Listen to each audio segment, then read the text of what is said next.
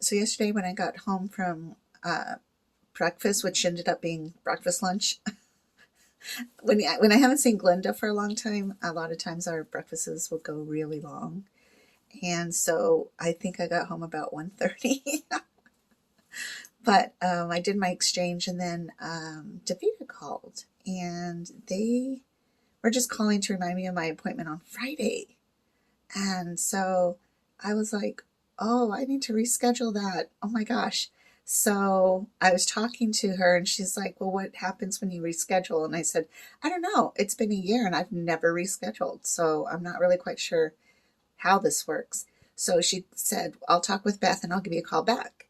So Beth called me and was like, where are you going? What are you doing? And I said, oh, I'm going on a mini tour with Dawn's band to Parker. And I won't be here on Friday. So she said, well, did you contact Davita's? Oh gosh, I forgot what it's called. Anyway, I totally forgot. I think because I'm really careful and cautious with everything that I do, that I never really thought about having a backup plan because, for the most part, I'm really, really good at packing and planning all my medical supplies. But in the event that something weird went down, then yeah, I'm really glad that she reminded me about the service because she gave me a phone number and I called them to inform them that I'm going to be out of Tucson and traveling. And so it's not really that much of a big deal in a sense because um, it's not like I'm traveling for a long time and it's just the weekend. Um, but it is out of Tucson. And so I'm kind of thinking, like, oh my gosh, all those times I went to Taylor for the weekend and I didn't tell her. I didn't tell anybody. Or to Bisbee. And Bisbee isn't that far because if something terrible happens, of course, okay, so if something terrible happens, like an accident, like I cut my tube or God forbid my tube get ripped out, or like I fall into a pool of disgusting water, like you would call 911, but you will need to let Davita know, like I would need to let Beth know that I was going to the hospital or at the hospital or whatever. But then there's other things that I didn't really think about because I'm pretty good. Cross my fingers now, totally mess this up, but in packing all my medical supplies. So let's say I forgot to take caps. That would be terrible.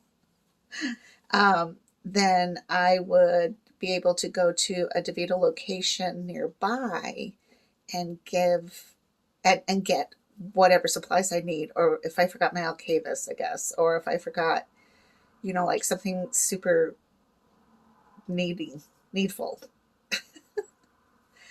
So I totally did not think of that. And but I had a really great conversation with the girl on the line, and so I gave her all my information, and she's like, "Okay." Although the closest DeVita location to where I'm going is, I think she said, an hour away, which would be a pain in the butt if like I forgot something stupid like the caps or the drain bags or something. Like that would be dumb to have to go round trip 2 hours just to go get something that could have easily been packed. But to err is human.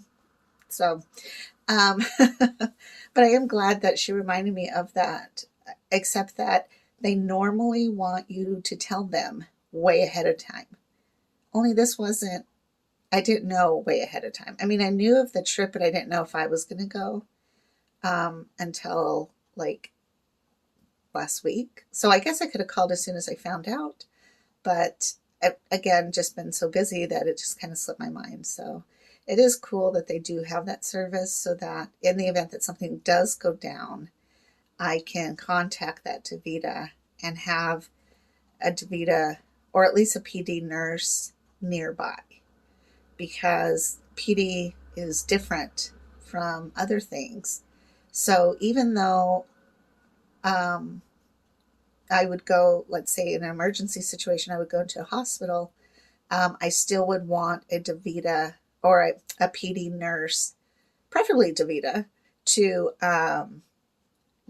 know my medical situation and to be able to converse with the doctors to give me the best care possible. Because again, just because I'm in a hospital doesn't mean that I don't have a tube sticking out of my body, and they may not be following all the safety protocols that a DaVita patient would be following, because we're so used to having a sterile environment and doing things in a very sterile manner. So I would hate to like get an infection in the hospital. Like, that scares me. I don't want to go to the hospital. So I am very, very cautious. And then I always tell people I travel with, like, just anything could happen. Like, if I become unconscious for some reason, or Dawn does, then this is what you do. And you have to tell an ambulance this information. My biggest fear, honestly, is having like the ambulance people like rip my clothes off and trying to save my life, like say trying to give me CPR or something, and not knowing that I have a tube and like ripping my port out. Like, that is just my weird ultimate fear. So I, I don't know, like I just, but I try to be very cautious um, with everything that I do.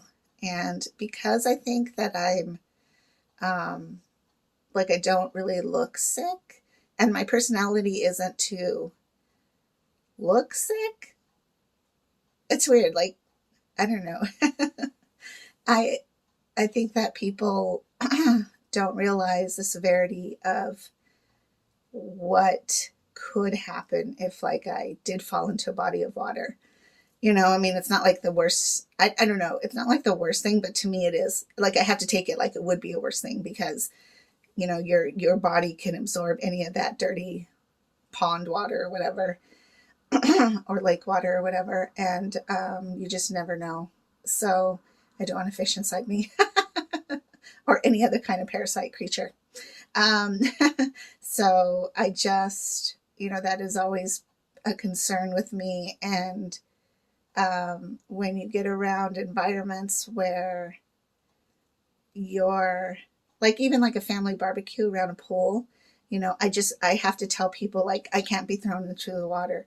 Because you always have that uncle or that brother who wants to like toss you in, or everybody's having a good time.